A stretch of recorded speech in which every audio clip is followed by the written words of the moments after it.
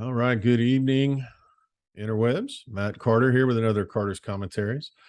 Hope life is treating you well. Hope you're treating those in your life well. Um, Summer is really borne down on us. Lots of heat. I hope you're finding ways to stay cool, take care of yourselves. But as is often the case, right? You get to thinking on a line, and then at least for me, the good Lord will put something right in front of you.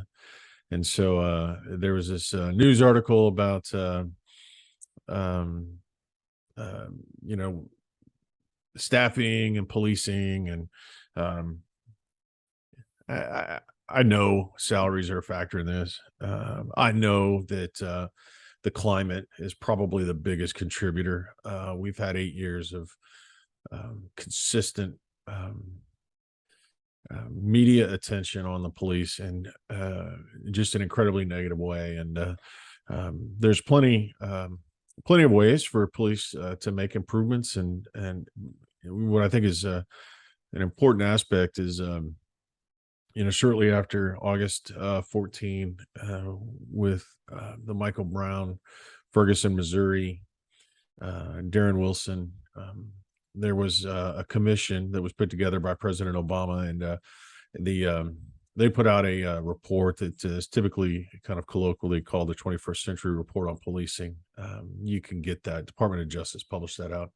It's readily available, and there were pillars, and then within each of those pillars were strategies. And at the time, at the agency, I was involved in the command staff, and we were assigned different elements, and all of them were allocated out to command staff to do some research. And what I thought was interesting for the public that may be viewing this is how many we were actually already actively involved in. So these recommendations from this top-notch committee, that, and that's with sincerity, this respected committee that President Obama put together,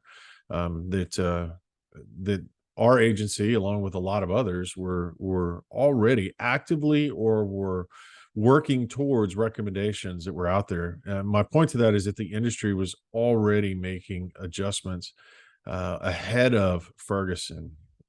So this article that's in the local news about agencies having difficulty, police agencies have been moving in the collective right direction. And now there's plenty to discuss, but you take these snapshots of time and moments, and you can really bastardize an entire industry. I'm sure Catholic priests, let's say, can identify with that. So I had this feeling of, even though I knew in my heart that there's a lot more to this complicated issue, but the article in the news report, I kind of had a little self indulgence with it, because I know that I didn't leave as a result of what the pay was, and it was really directed at one person who is quoted and interviewed in this article. If you're unclear, well, just go look at you'll figure it out. Because I was not respected, was never given a legitimate opportunity by that person. And but I also know really what God was doing was he was letting me know my time was done. So that's a long roundabout way to say, God, let me feel this moment, that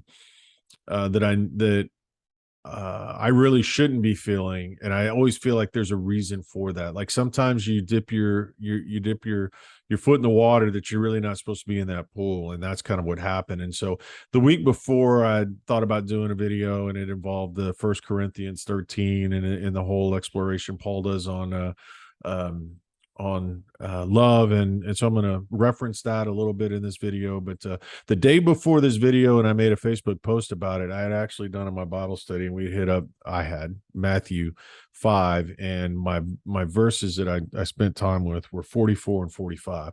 And so let me give you those.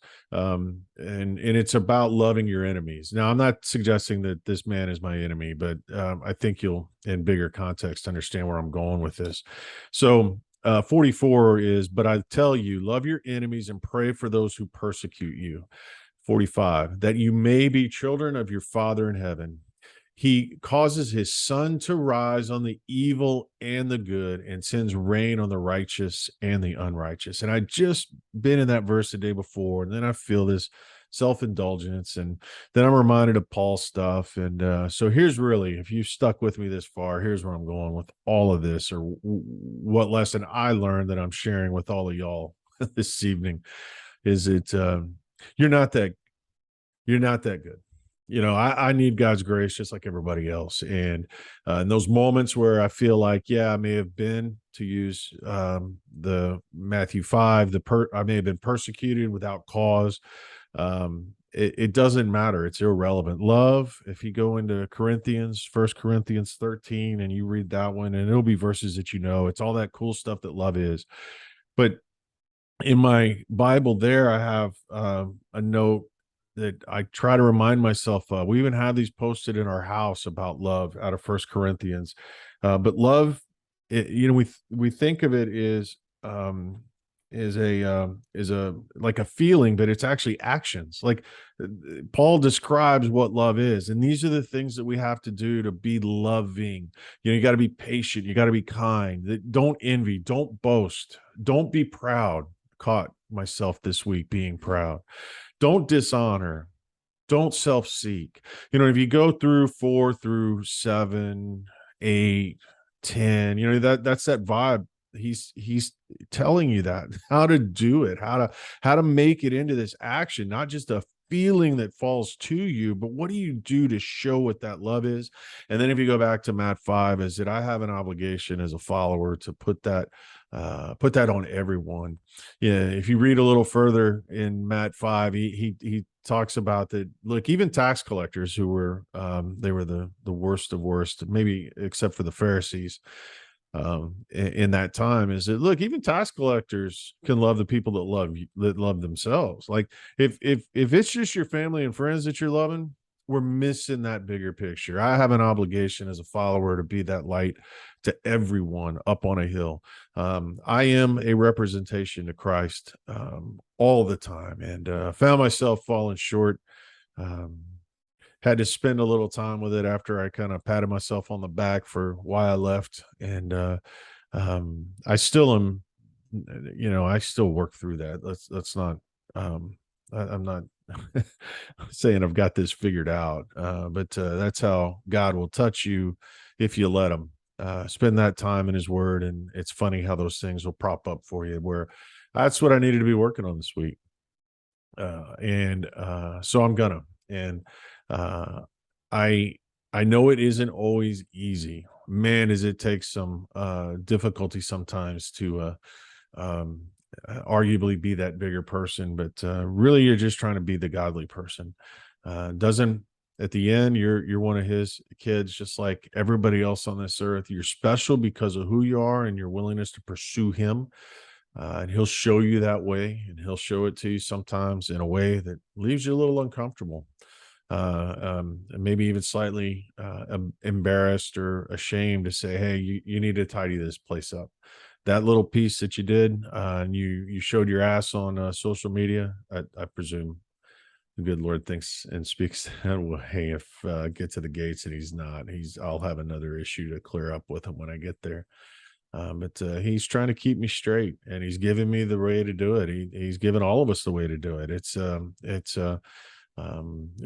in his word. And I had that moment of feeling that pride and being a little self-seeking and a little dishonorable. So I got an opportunity to clean that up. So I'm always thankful for those lessons, even when it's a reminder that I don't have all of my stuff together. I'm not, my there is no perfection to be achieved. That came and went with Christ. So working towards excellence and being a dutiful, faithful follower is what we're blessed with. We're not stuck with it. We're blessed with it. That comfort of knowing we don't have to be perfect. That comfort of knowing we're going to fall short. That we need that redemption, that God provides that and gave it to us in His Son Christ. So be mindful of that this next week. You're out there. The guy cuts you off in traffic. Maybe let it go. Don't be angered. Spend a little time in that First Corinthians 13 and figure out what it is that the actions are to be loving, and then go out and do it. And just as Jesus said in Matthew 5, in 46, 47, love those that aren't so easy to love. God made them too, and they deserve a little extension of grace. And you want to be that godly man, you want to be that godly woman, we got to extend that grace too. So I'm in this with you. We're all in the canoe together. We're paddling, and that's not something that I'm speaking on high from. I got to get my stuff together too. So if you watch and you get something out of it, thank you. If you don't, there's someone else out there for you that maybe gets you to the end game that you're looking for to help you navigate this journey, because we're designed to do it with other people around us. So I love you. God loves you. Take care of yourselves. Take care of each other. Be safe. Be well.